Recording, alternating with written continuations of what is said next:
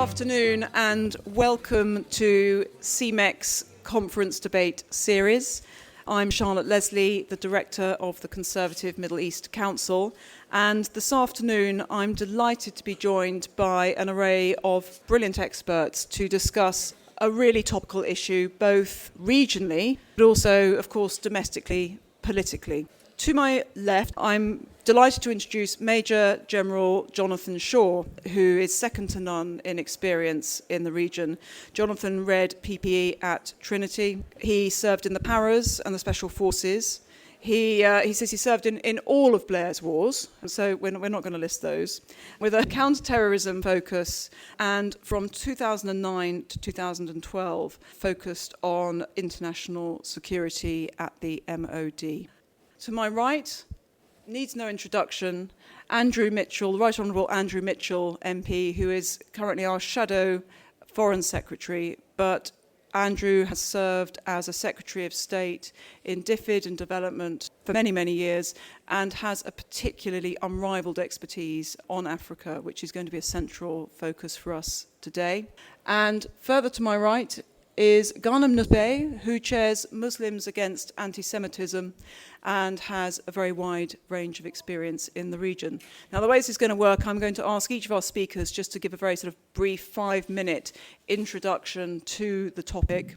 We'll have a bit of facilitated discussion where I will hopefully get some conversation going amongst the panellists, and then we'll be delighted to open it up to the floor, because I can see we have experts in our audience where we'll be able to discuss some questions. Now, as you may imagine, with everything going on, Andrew is extremely busy, so we're very grateful that he's been able to join us, but he is going to have to leave shortly after 4 o'clock. So without further ado, can I turn to Andrew first and ask for your experience and thoughts on this vital topic?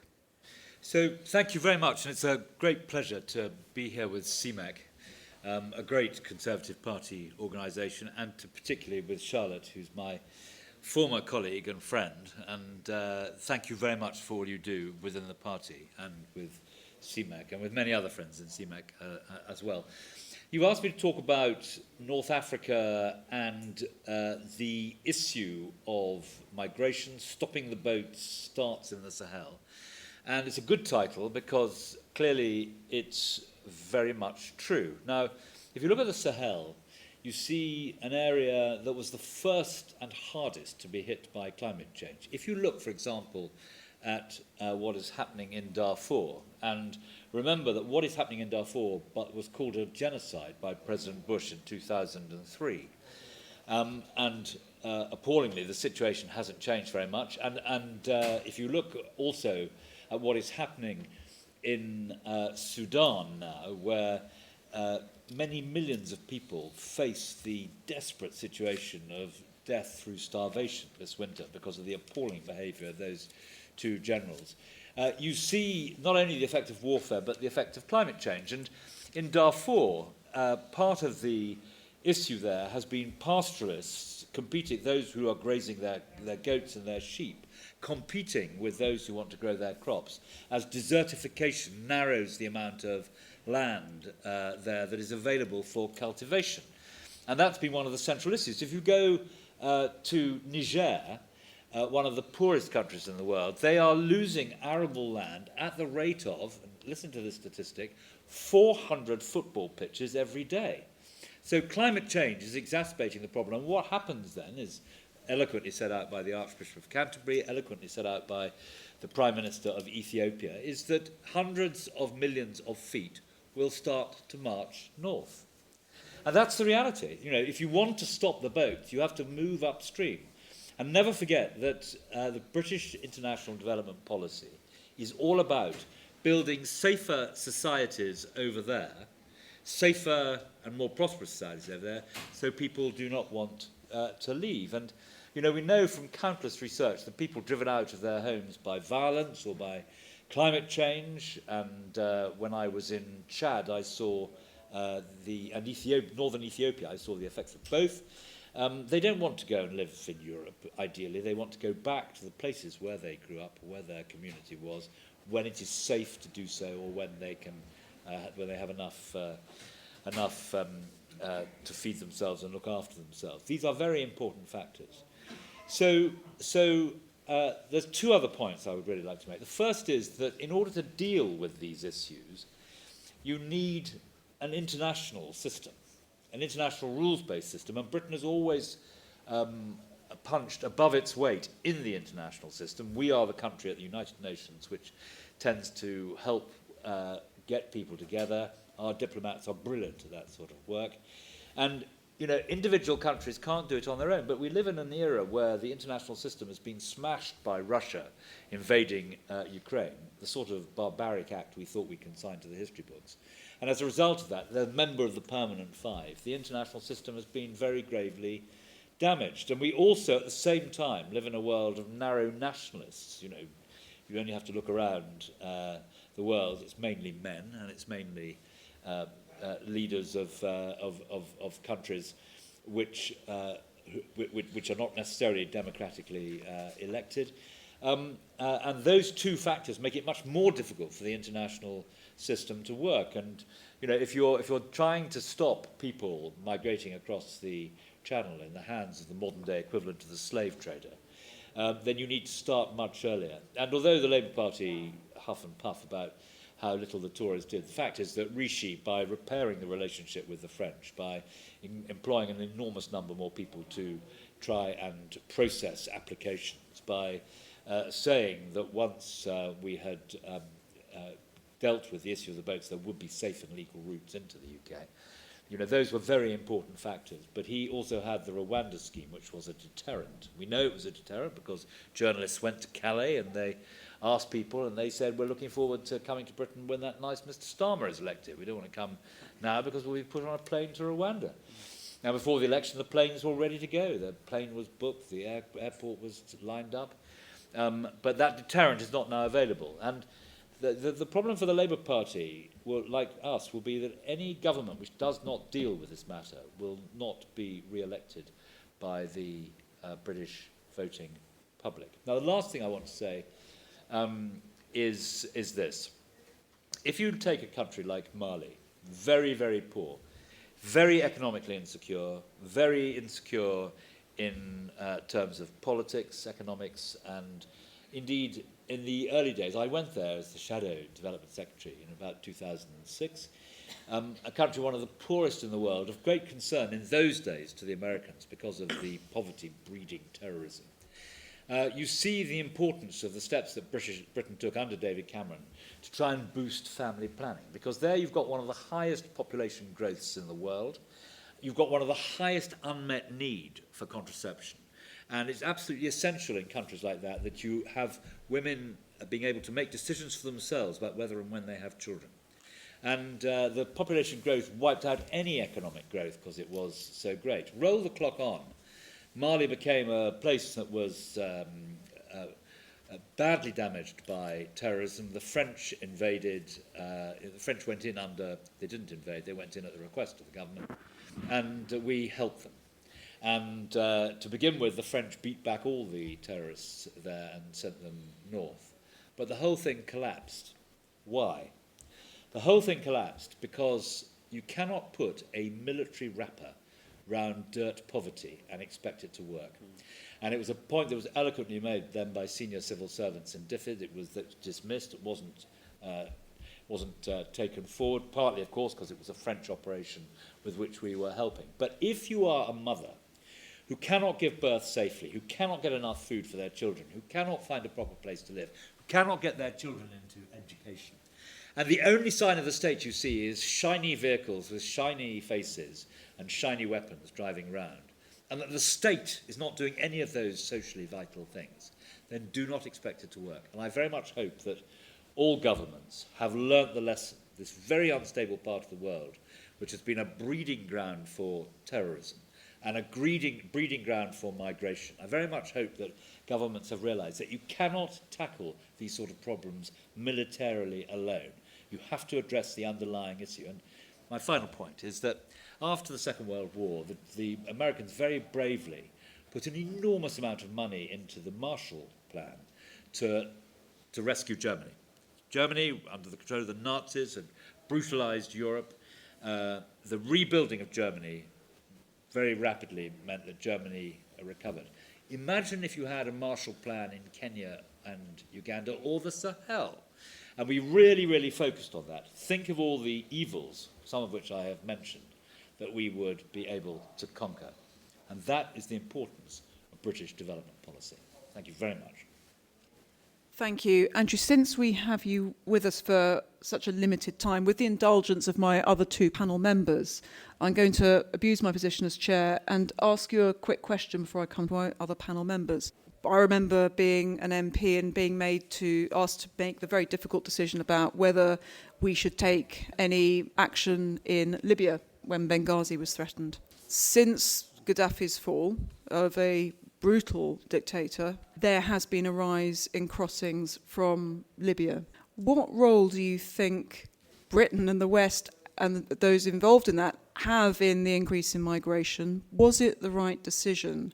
And how do you navigate that very difficult balance that's often pointed out between a brutal stability, which some people will call it, although you could argue whether a dictatorship can ever be stable if it's so brittle, and chaos that often follows when that very suboptimal state of affairs is removed? How do you navigate that? Well, first of all, the Libya operation was a humanitarian operation. We knew that Gaddafi was going to slaughter thousands of people in Benghazi. And indeed, I remember that he said that he had stayed his forces and kept back, but through intelligence we were able to see that the forces were continuing to move towards Benghazi. So it has to be understood that this was an operation without boots on the ground by the RAF and by the Brits and the French particularly, with America supporting only on the grounds that they could do so from the back. To save lives, a humanitarian thing. And for a time it went very well. I was in charge as the development minister of putting together the stabilisation team. And we learnt lessons from Iraq, for example. We told all the police that if they hadn't been engaged in human rights abuses, they would still have a job. So, a terrible mistake made in Iraq of sort of dismantling the security apparatus there, the soldiers and the police. But the problem was, and we put together this amazing group of people from all over the world, in particular the Turks, who were very, very helpful, but also Canadians and others. And we, the Brits, did it under a UN umbrella and gave it to the UN. The problem was there was never a peace to stabilise there. And the Italians, of course, who bear the brunt of the movement across the Mediterranean, they have recently had some success on the back of the point I was making earlier, of investing upstream.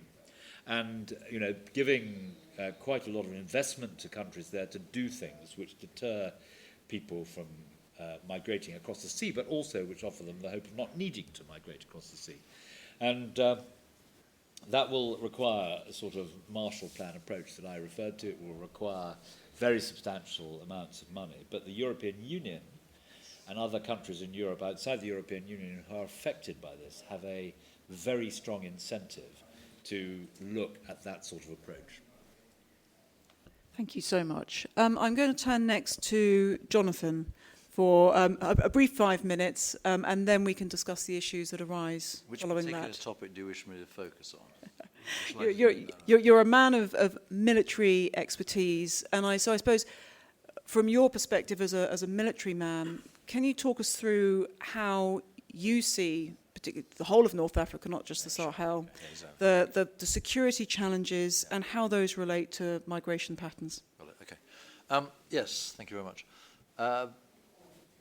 Thank you, Andrew, for laying the groundwork of the huge problems that the Sahel particularly faces.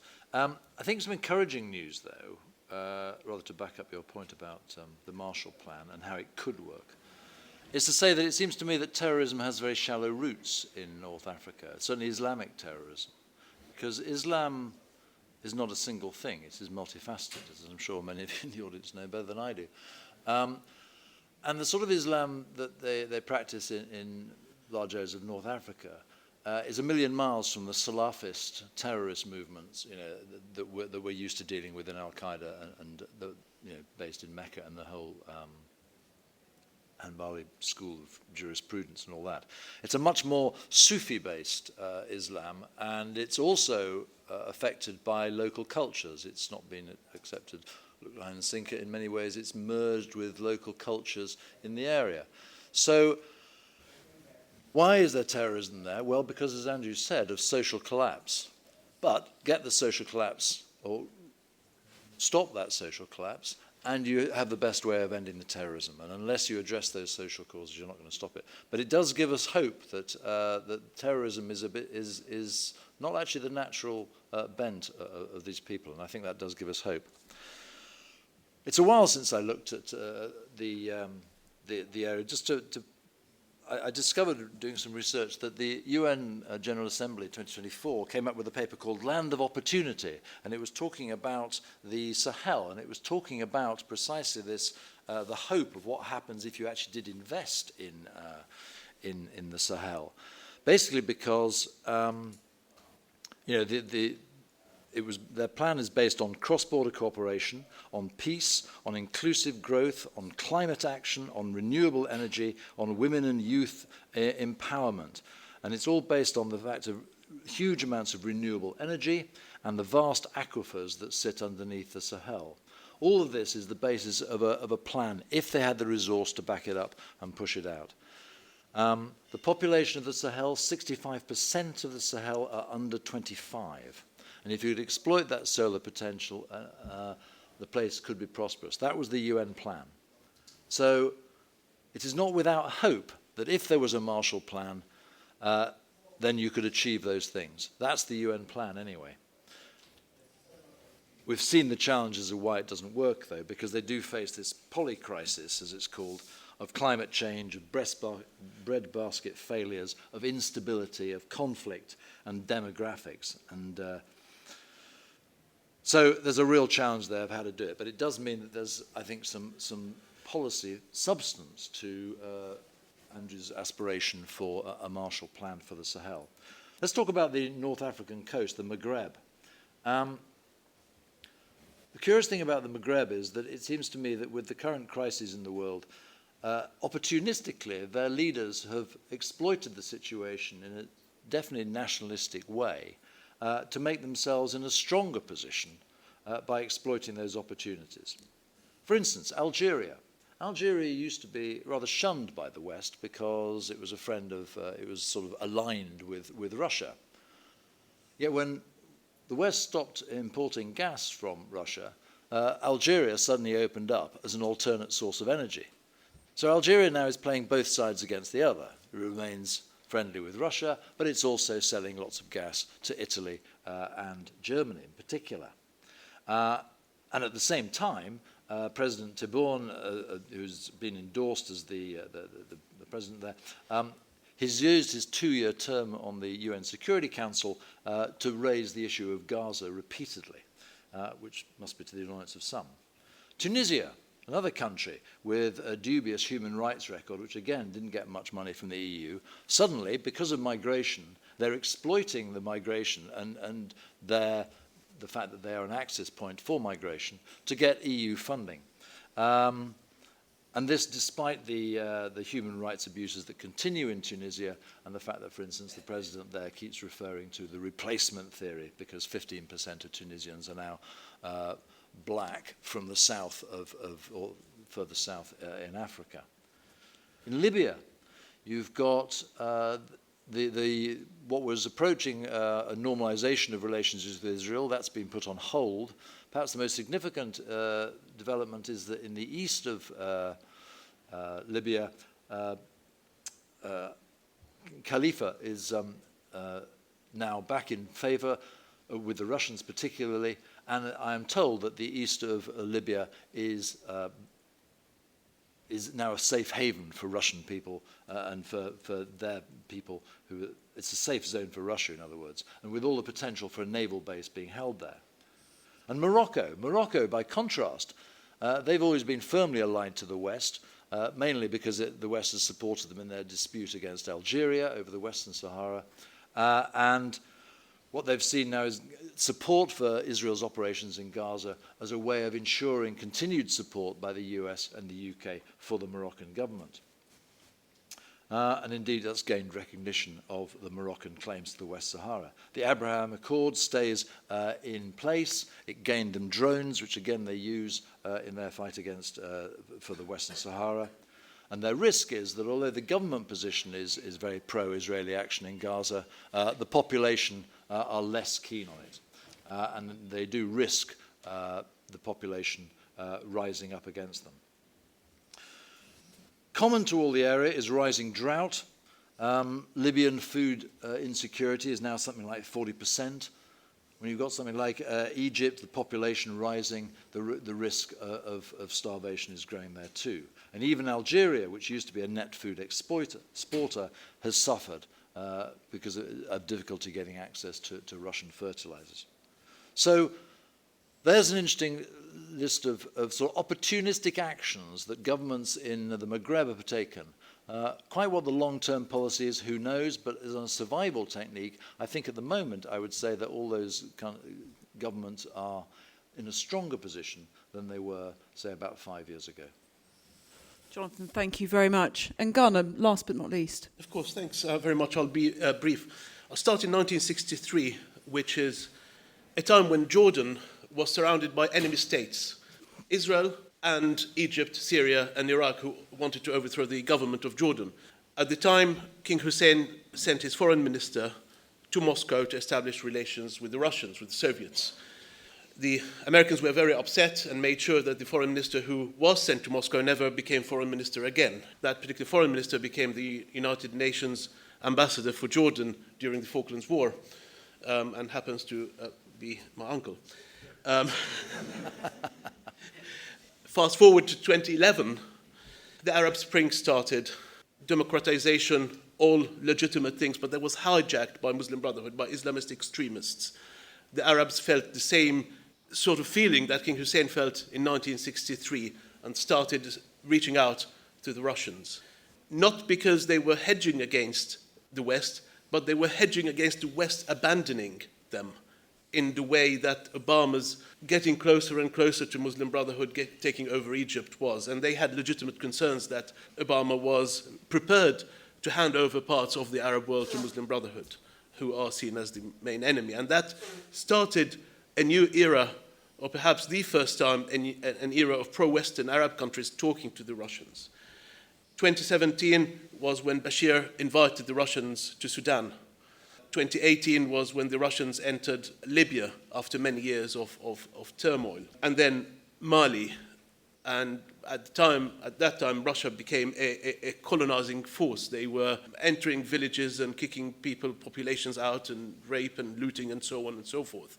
And tens and perhaps even more, hundreds of thousands of people left those villages and went to Mauritania and other places. And so that's the background that we're dealing with. I'll go back to Libya and sort of jumping the geography a little bit. 2020, 2021 was a time when most of, perhaps 2018, 2019, 2020, most of the immigration or illegal immigration coming to Europe was from the western side of Libya, where the internationally recognized government sat, which was close to Turkey and Qatar at the time, close to the Muslim Brotherhood factions. It was the time, perhaps, when Turkey was threatening the EU with flooding Europe with migrants from Eastern Europe. And obviously Turkey wanted to have its terms of the EU-Turkey deal. And it was a time when tens of thousands of people were coming from Western Libya into Europe. There were very little people coming from Eastern Libya, from the Benghazi side, ruled by Haftar, perhaps in the hundreds, until 2022, when that number started going up and reached perhaps as much as people coming from Western Libya. And we've reached a point where the Italians and the Maltese now are talking, to what extent, I don't know, with the Russian-backed government of Eastern Libya. And so the point I'm trying to make here is that the Russians have had an impact on the illegal immigration coming to Europe through two ways. One is the destabilization of areas in North Africa, and that's obviously increasing.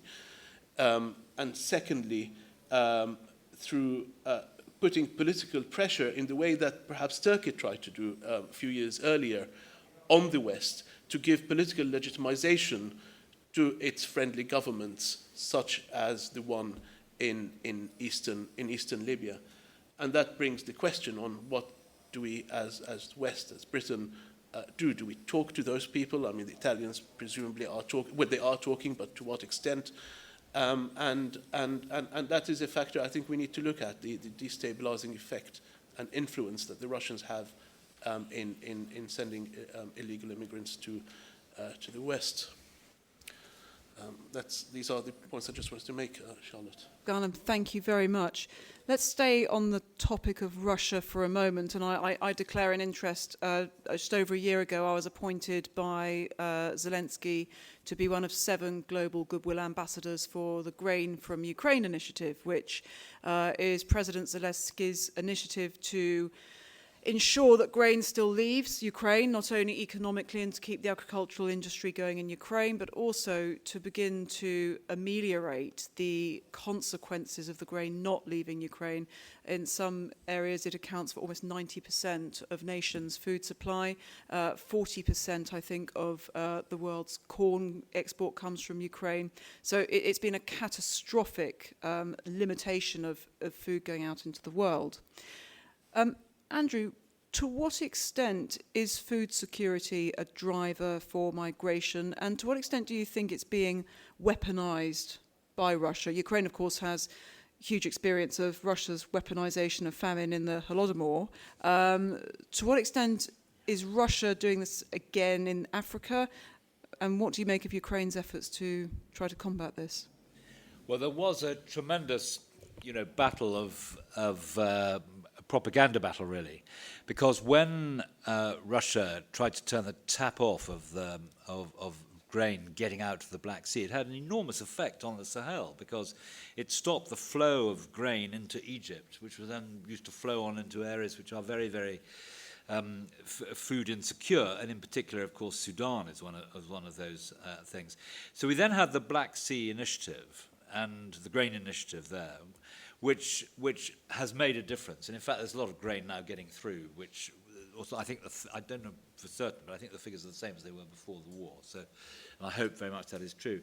I mean, using food insecurity as a weapon of war is dreadful. And one of the reasons why last November we had the Food Security Conference in London, which Rishi Sunak opened at the same time as we launched the Development White Paper, which is effectively an all-party white paper, and which actually I was very pleased to see Starmer effectively quoting from a week or so ago, which underlines the all-party nature of it.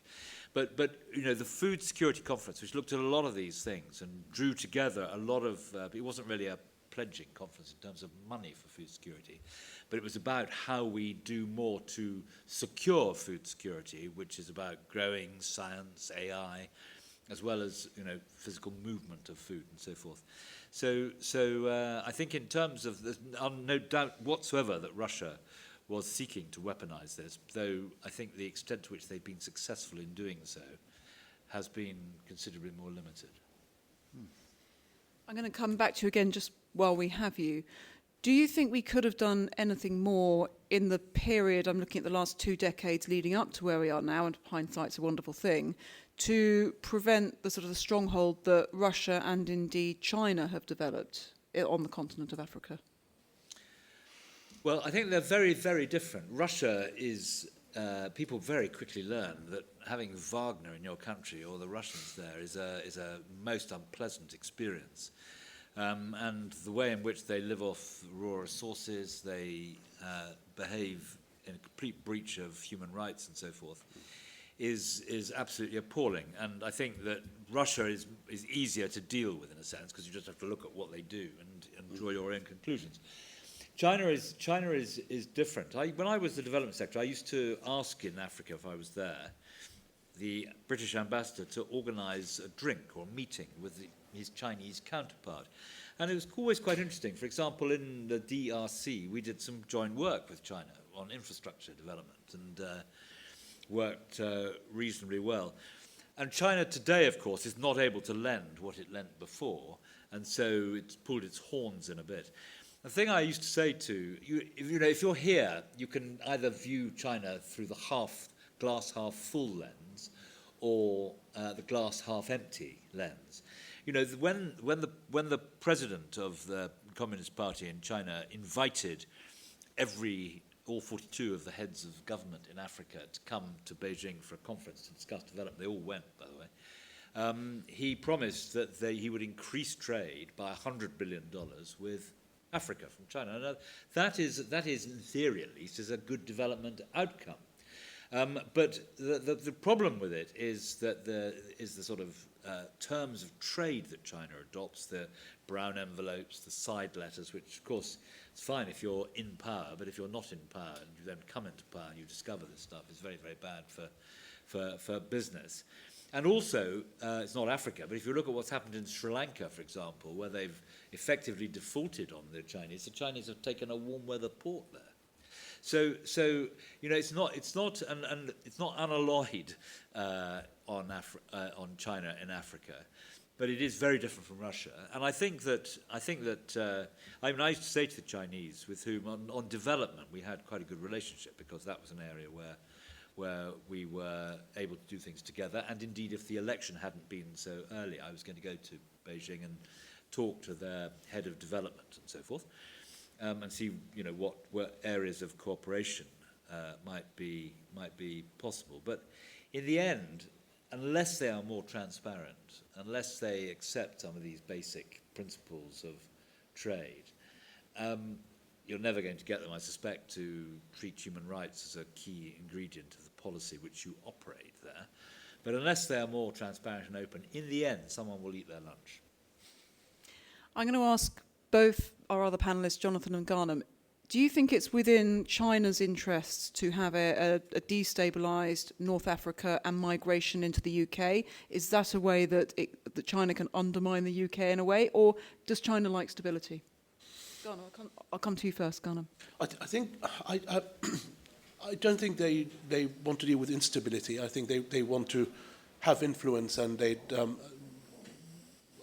my assumption is that they would like to control the place as much as they can through trade to start with, but without not the way that the Russians are, for example, trying to destabilize the region. Jonathan, do you see China as having any leverage in that case in restabilizing Sahel, North Africa, or is it not in the equation? Well, I agree with the conclusion that the judgment that China has more interest in stability than instability. I mean, China's fundamental interest is its own prosperity, and it is not in its own prosperity's interest to have trade disruption. So I think it's very clear that they have an interest in stability, and that's an interesting point of leverage with the Russians, whose psychology is altogether different. And they take a more sort of nihilistic approach to things, because they can't make Russia better, so they'll make everyone else worse. You know, so I think there's an interesting point of difference there. And yes, I think if once one identifies that they have a vested interest in stability, then I think that is definitely a point of leverage we could use for them, for the Chinese, yes. And we've talked about food security, and we've touched on it a little. Where are we in terms of water security? And I'm thinking of tensions between Egypt and Ethiopia in conjunction with climate change. I think one of our former colleagues, Liam Fox, has written a book recently called The Coming Storm, which looks specifically at water security, which I recommend as a very good read. Andrew, what's your assessment of what we're looking at down the line? Well, it came up at an earlier meeting, actually, interestingly enough, of the Conservative Environment grouping. There is no doubt that the potential for fighting, actually, from water insecurity is there. If you look at the water in the Himalayas and where it's going and the route through it goes to the sea, you see why interference in the water supply could cause people to fight. And also in Africa, for Ethiopia, there's also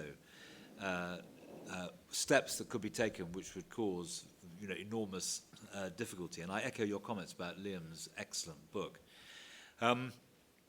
Britain has always been very good at trying to make sure that people have access to clean water, because we know that dirty water kills so many, particularly children. And when we were first in government in 2010, quite quickly, we got to a position where we were procuring clean water for the same number of people who live in the UK. So every year we were making sure that 60 million people had access to clean water who didn't have it previously. Very proud achievement to make. It slipped back a little bit recently, but there is no doubt that the role of water is something fascinating. That's why Liam wrote his book. Wonderful. Now, I don't know, Andrew, if you have time. I'm going to open it up to questions from the audience. Do you have time to take a question? Or I do, yes. Wonderful. And I'm going to come to everybody, so just bear with me if I don't pick you immediately. I'm going to go for the gentleman directly in front of me here, sir. Is it a mic, or shall I just stand up I think there's a mic. We can hear you. We can hear you. We can hear you. It might, just for the recording's sake. Yeah, great. If you, I think that works. My name is Stephen Andrews. I'm actually been involved with the Security Sector Development Advisory Team when it formed, and security development issues since in different places. Although I like the idea of a Marshall Plan in the way that you put it, of course, local political difficulties are a very big challenge. And if I just take one country, Uganda, Museveni, of course, overcame his reluctance to serve for third term and longer, and is still there. It looks as though he will be standing for election again. His son, Mahuzi, it looks as though he's lining him up, etc. So there's a dynasty there. And the same happens in other countries. I'm familiar with Burundi and various other places as well. So how do we actually overcome that big political issue across those bands of countries to make sure that actually development can happen and a Marshall Plan be successful? Well, your choice of Uganda is an interesting one. And Museveni's relationship with his son is not a good relationship. He's fired him as head of the military. And Museveni, I think, it's not the same Museveni it was 10, 15, 20, 25 years ago. And there is clearly a period of change coming in Uganda, and we must all pray that that is constructive change. In terms of a Marshall Plan, remember that these things have to be owned locally. And SADC, in the example you gave, SADC would be an obvious grouping to work with. And there has to be, in return for, I mean, I'm not suggesting there's going to be a Marshall Plan, so I'm just pointing out that this is, that on the Sahel, if you had agreement that there was going to be a Marshall Plan funded by billions and billions of pounds, you know, that would make a real difference. And, you know, Sahel could supply most of the energy that is required in Europe through solar, but it would have to be defended and maintained and so on. But, you know, there are lots of things you could do if you had the Marshall Plan mentality. And that's all I'm saying. I'm just putting it on the table because we think of this as an area that is a basket case, that is full of difficulties, and you need to think outside that box in a different way if you're going to be able to transform that. Thank you. 4 minutes for another question. Lady there. Hi, my name's Rosewell Crean. I'm a journalist from the New Arab.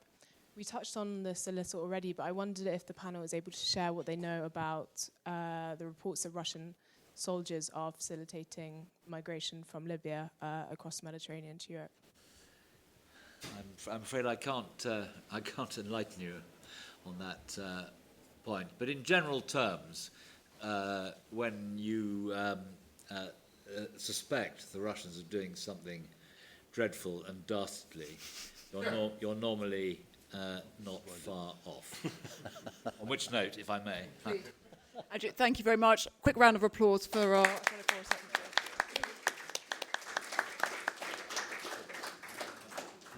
Jonathan and Ghanem, have you got anything to add? I'll come to you, Jonathan. Do you have any more update on what's going on in Libya and in the East?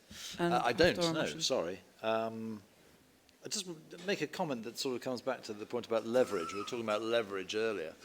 It does strike me that one of the points of leverage that we can use is our international relations elsewhere. So much, with so many countries playing a part in Africa, I think there's real opportunity to actually trying to influence the influencers, if you like. And I think the key one here is in Sudan, which is a topic which gets so little attention in the West. It's quite staggering. 26 million people facing starvation, and you scarcely hear a blink out of it. And why is that? Well, in large part, it's because, as everyone knows but refuses to say, it's the UAE who are pumping money in there and supporting it.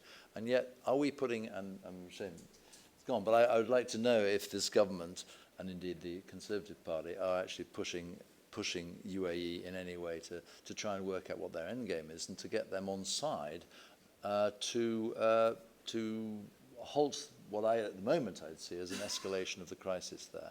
And I think that sort of leverage to other countries and using our network of relationships to try and influence the influencers is a way around it. Now, there's someone there who is just about to put their hand up and come and challenge me. Or If there's a couple of hands up.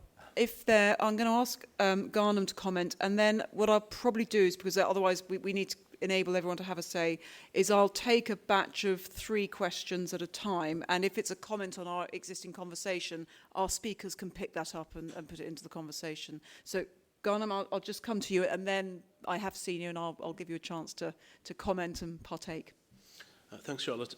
Sudan is a very interesting one. As I said, it was in 2017 that the Sudanese government of Bashir asked the Russians to go to Sudan first. And there were civil wars and genocide going on before that. So it was a very unstable, almost a failed state for several years. And so there was it's not. I mean, I think it's unfair to single out the UAE, for example, for being part of a destabilizing influence, for the simple reason that it is a complex situation. I'm not a Sudan expert, but there are a lot of players in Sudan. Obviously, the atrocities and the human rights abuses will have to be dealt with, and people who perpetrate them must be punished. But it's a much more complex thing than one party against the other. In a way, much similar to Libya, and besides being a humanitarian issue, it's a very serious political issue that hasn't yet been dealt with from the fall of Bashir. And the international community needs to sit together around the table and find a way out. Now, there's been some people who've been very patient. I'm going to take the gentleman at the front here, then the gentleman here, and then the gentleman at the back. If you could try to keep your questions brief, and then we can get through as many as possible. Thank you. Hi, my name is William Sterling. I work with refugees and asylum seekers, but on a different thing. I was actually doing some writing for communications for the World Food Programme in Nigeria, and they were talking about trying to get aid from the West to help with the problems in either Northwest or Northeast province, where agriculture had almost collapsed because I believe Boko Haram and other Islamist groups have been bombing markets, disrupting roads into farmers getting their produce to market, and then so this is a real problem. The South wasn't prepared to help, and the state is a federal state and actually rather weak. And I said, get the needle out of your arm. Nigeria's really rich. Do you really think that people are going to say, oh yes, we should go and help bail out, solve these problems from Nigeria when it's a very rich country and should get its act together, and so, because it is suffering enormously from this problem. Anyway, that's it. How do you get round that, and how do you work with somewhere like Nigeria to actually start to shore up the problems they're having in their provinces? Thank you. Gentleman here in the second row. Thank you very much. I'm a trustee of a school in Sierra Leone, and my interest is a soft sell type of approach to it. And really my sort of comment or question is there a big role for a soft, gentle approach trying and help the community at from a voluntary point of view and a little bit of state support for it one way around or another, but to actually get some influence over a several-year period? Thank you. And finally, gentleman right at the back there. Right at the back. Thank you. If you want to see inappropriate relationships from China and West Africa, you can look at the fishing rights. I'm sure you'll know that much of the fishing rights have been traded for stadiums and other inappropriate infrastructure. and our fishing rights here in the UK will be affected heavily by the Chinese on the West African coast. Thank you very much. So we have, how do you manage corruption in African states with aid, the use of soft power, and put fishing rights into the equation? And Ghanem, I'll start with you. Well, I can't say it's my area of expertise, but I think the way to do it, and I've looked at how some states, for example, were helping countries in Africa and elsewhere, particularly in the Middle East. One example, since we spoke about the UAE, is that they stopped giving money for the states to spend themselves, but they send their own construction firms, they send their own companies, development companies, to do the work, and they do not give the locals any money to spend themselves. And I think that's the way to do it. There's no other way. They send their own teams. In a way, perhaps not too dissimilar to the Chinese, but I think that's that's the only way to deal with potential corruption. Do you have any thoughts on soft power? Well, I mean that's the main reason why countries and states are helping. I mean, besides stabilizing nations that they want to have as stable nations, because destabilization threatens those countries, but soft power is very much part of the equation, I think. And I think the UK, Britain, has probably been better than most other states in using soft power through various means, whether through media or politics or culture.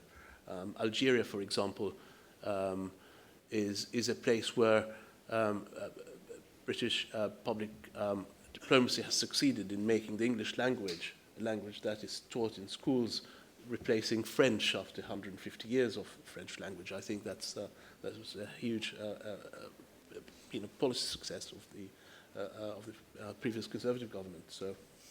Well, I think of soft power. I remember a piece of advice a well-seasoned traveller in Africa told me. He said, if ever you're in trouble at a checkpoint and things are looking a bit grim, just say, Manchester United.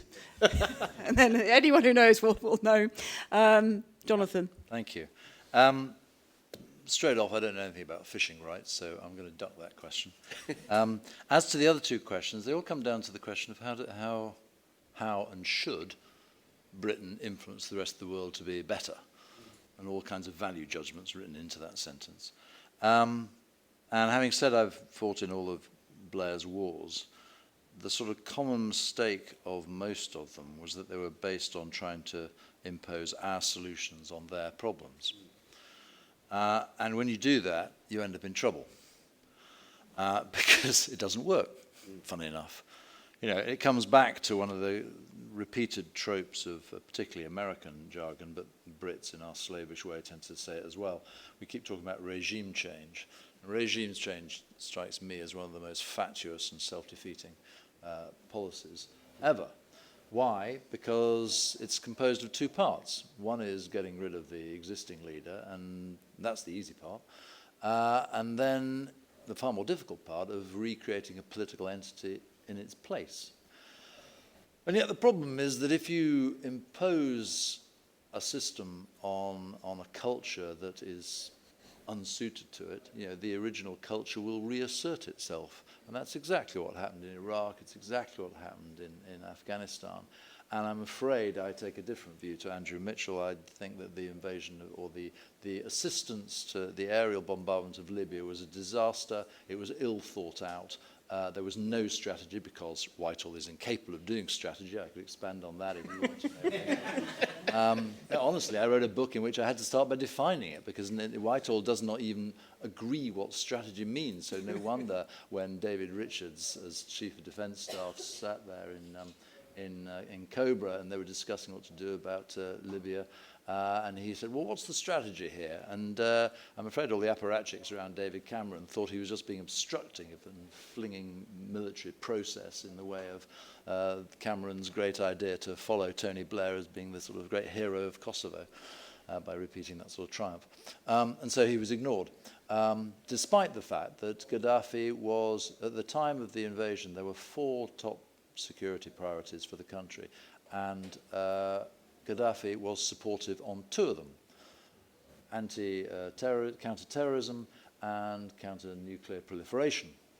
And by getting rid of Gaddafi, it just encouraged, I was told by an Egyptian general a couple of years later, he said to me, the lesson we drew from that is if you start a nuclear program, never stop. And if you do stop, don't expect any gratitude from the West because it'll be very short-lived. So, you know, talk about shooting ourselves in the foot, which rather comes back to the point about soft power. I think our UK's soft power at the moment is on a bit of a low ebb. And indeed, hearing a talk today from another source, it was talking about, I wish that this dignitary from a Middle East country opined that the Britain would get out from underneath the United States skirts and start thinking for itself. And hear to that, because at a time when America is proved to be an unreliable partner, and regardless of who wins in the election, their focus will increasingly shift to China, away from the Middle East and away from Europe. So we have to start thinking for ourselves, and that comes back to the whole crisis of strategy and how we do it, and rather how we don't do it. About which I wrote a book, and indeed I was the specialist advisor to the liaison committee inquiry into strategy in government. It was actually about how select committees can improve their scrutiny of strategy in Whitehall. Unfortunately, it came out the week before the election, so it's disappeared in the election mess. But it's all there. But Whitehall faces a big trouble to do strategy.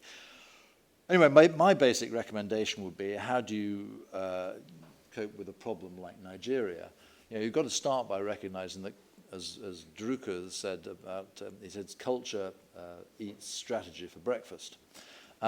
We can have the mightiest ideas in the world, but the local culture will absorb it and spit it out and just reassert itself, because us trying to sort of impose our better ways of doing things on them goes against all the advice of our military history. T. Lawrence said it in 1919, famous quotes about better do it their way imperfectly than our way perfectly, because their way will endure and ours won't.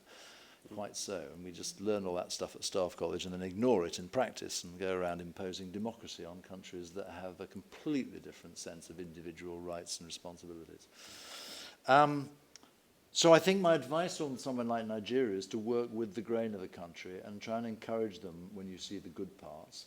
But there's absolutely no point, go back to the CMEC debate yesterday, there's absolutely no point wagging your finger at these countries, because they'll just ignore you and go somewhere else where they give you more sort of welcome advice.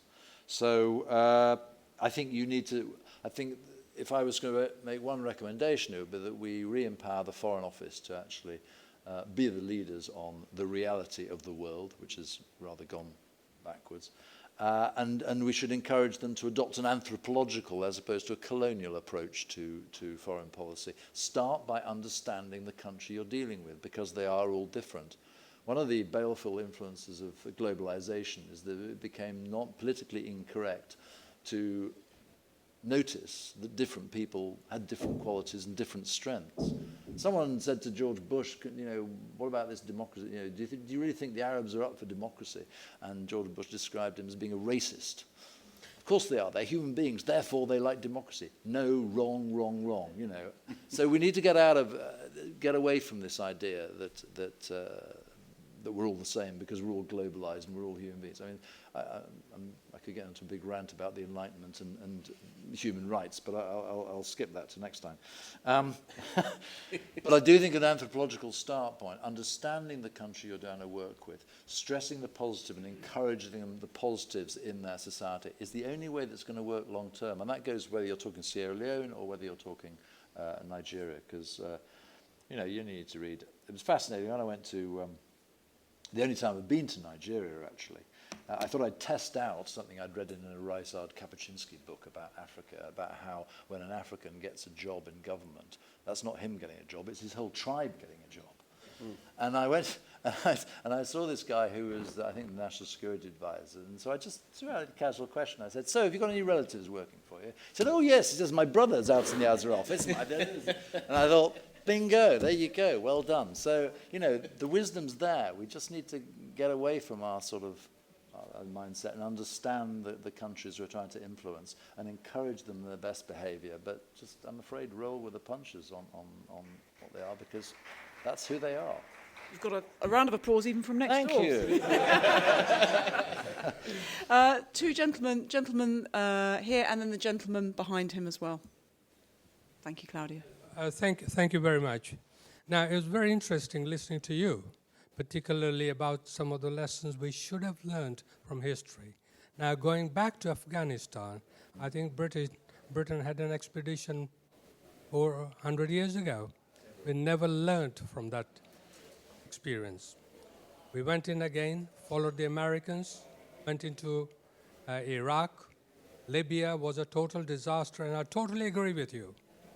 Cameroon and the French couldn't agree with that, and they said, yeah, brilliant, we've disposed of Gaddafi, but look at the problem that has been created.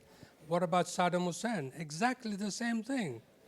He wasn't out to fight the Americans or the West, but we decided, get rid of him, regime change, and that is what the biggest problem is. Now, fast forward onto Sudan, exactly the same problem. The problem is not with the two generals there fighting it out. It's the UAE, China probably, Russia, and the West, all trying to destabilize the country. And unfortunately, all these countries have been destabilized, right? You look at Libya, well, it's the Sahel area, all that. And basically, what are you going to expect? I'm going to push you for a question. I know, no. I'm so sorry. It's very interesting, actually, just to finish on this. That has the British government, whether it's Conservative or Labour, and the civil servant, have they learned any lessons? And my answer is no, they haven't. And I don't think they will.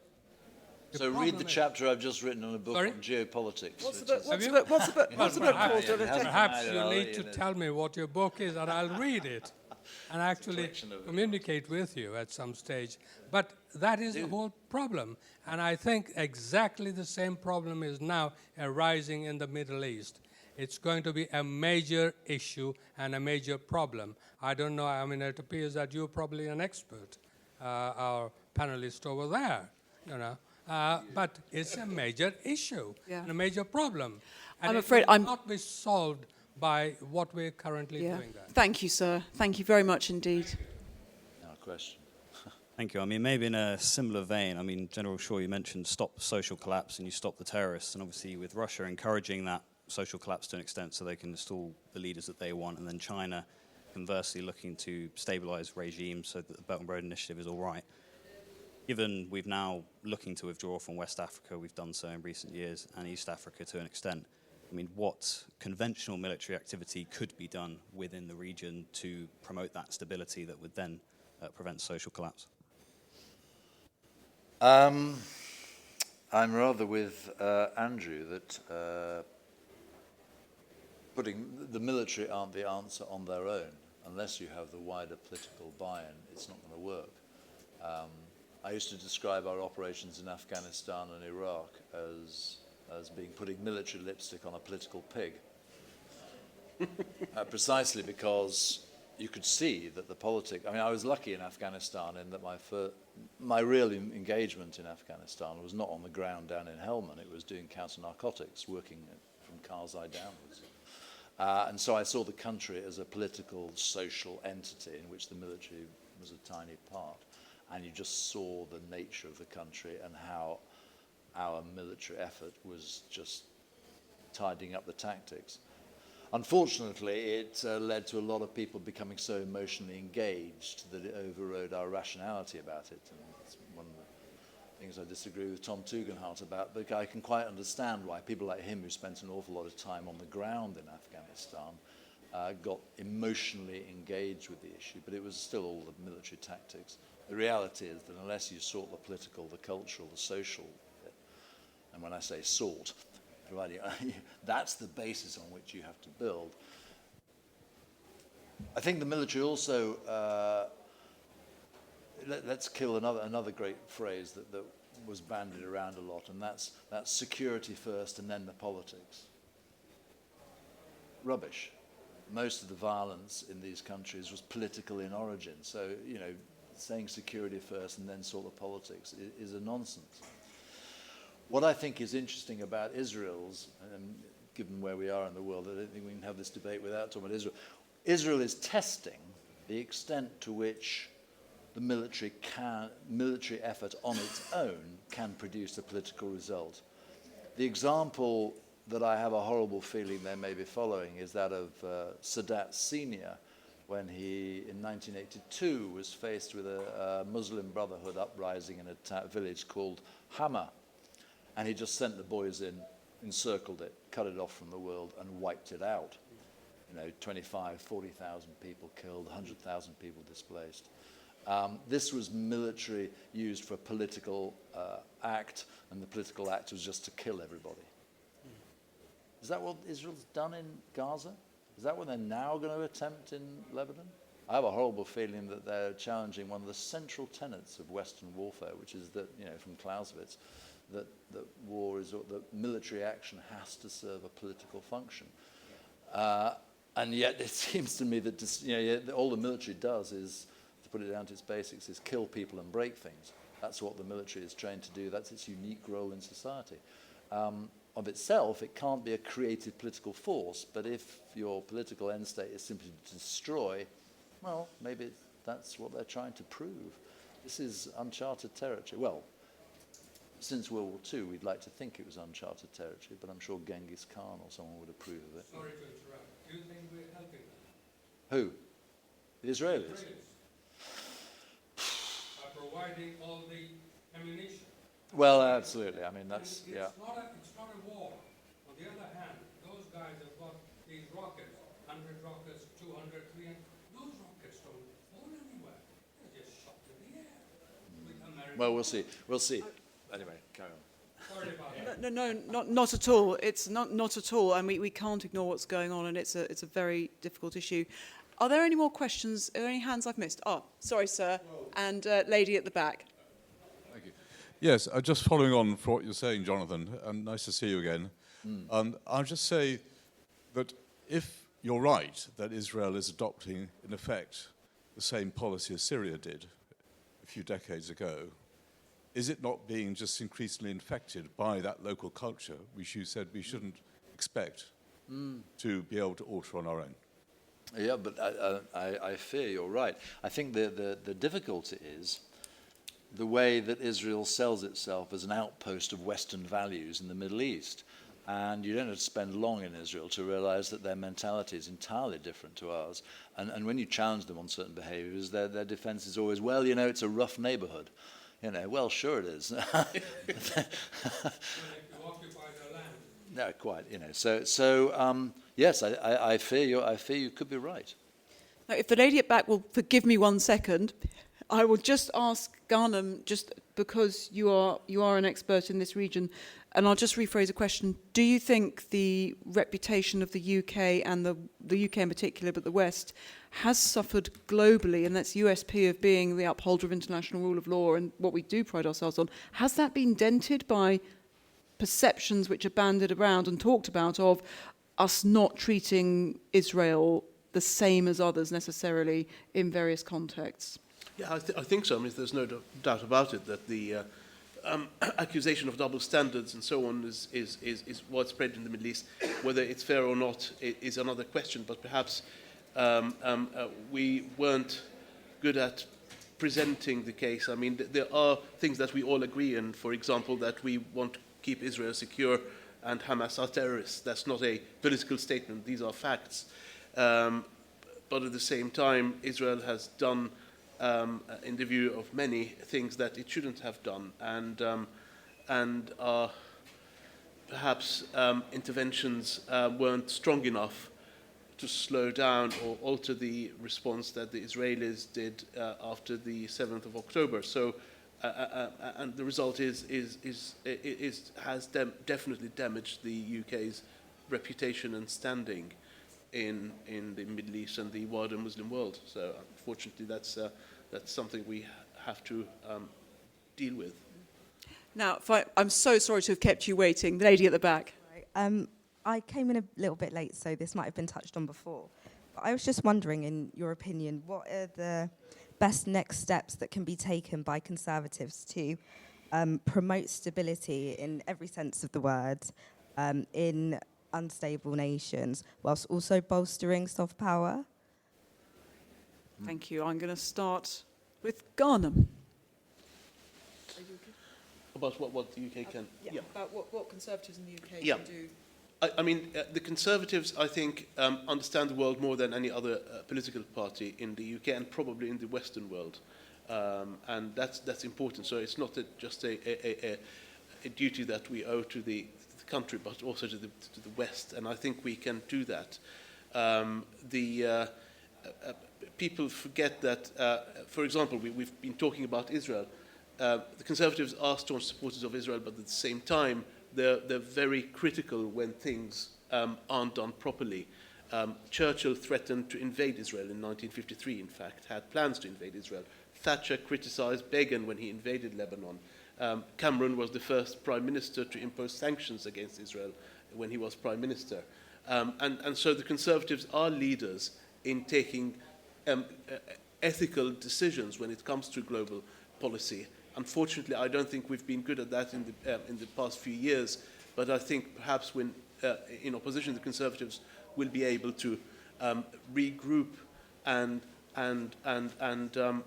do things in the way that things were done in the past. So I think the Conservatives have the ability, the duty and the understanding of engaging globally and using British soft power to bridge the gap between perhaps the Americans and the Arabs and obviously with the EU. Thank you very much. Jonathan. Yeah, I'm in a sort of puzzled position of wondering how powerful soft power really is. There was a time when we all thought that soft power was one of our great hidden weapons, but I wondered if secretly it was because we were backed by the American dollar and the fact that we had militaries that were very powerful, and that when you put a nice soft power glint on that, that's why soft power is powerful. And that now that our military have been proved in Iraq and Afghanistan to have a limited, if powerful, use, and now we're not as economically powerful as we were, whether we actually have any soft power, whether people now feel more free to accuse us of hypocrisy. And yet our hypocrisy has been apparent, for instance, in our treatment of the settlements and the occupied territories and all the rest, for years. But we've always got away with it, and now we don't. And I just wonder, so I'm in a sort of position where I'm wondering whether soft power is actually power at all. Whether these countries just feel the need that they can ignore us if they want, because what the hell have we got to do about it? So I'm sort of curious about that. It would be nice to do economic. I think the influence bit is, as Andrew Mitchell said, it's about economic development. It's about creating sort of social cohesion in these places. And that's incredibly difficult to do, and it needs to be done on a long-term basis, and inevitably it takes lots of resource. And we ain't got much resource right now, so we're in a bit of a pickle. But I think the start point is a return to some form of moral consistency, and with being evidently supporters of the rule of law, regardless of how uncomfortable that is to some of our allies. And I think we need to return to being a country that we're proud of for our moral stance on things, because we can't really afford or have the power to do anything else. Thank you. Are there any more questions? In that case, I'd like to say thank you very much to our panellists who've been superb, and to Andrew Mitchell. And I'd also like to say thank you very much to you for being such a great audience, again, on a very difficult topic. Many of you will have little flyers on your seats, which you may be sitting on. On the back of that is a QR code. If you scan it, many of you might already get this, you will be sent to a site to sign up to our daily update, which comes out every day that Parliament is sitting. And it's an array of news and views from across the region, from various publications. It's useful to journalists, academics and embassies. And the aim is that as long as you've read that, you're never going to sound out of date on the Middle East, however fast it moves. Thank you so very much.